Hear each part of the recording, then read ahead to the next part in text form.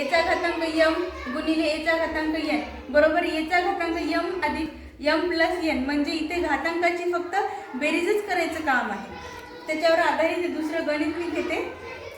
पहा गणित 8चा घातांक 2 गुणिले 8चा घातांक 3 बरोबर 8चा घातांक 5. डायरेक्ट आपल्याला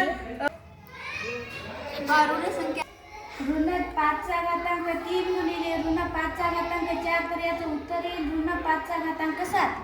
हा चालू कर. 3/5चा घातांक 2 गुणिले 3/5चा घातांक 6 याचं उत्तर येईल 3/5चा घातांक. मी मिळवून दिला.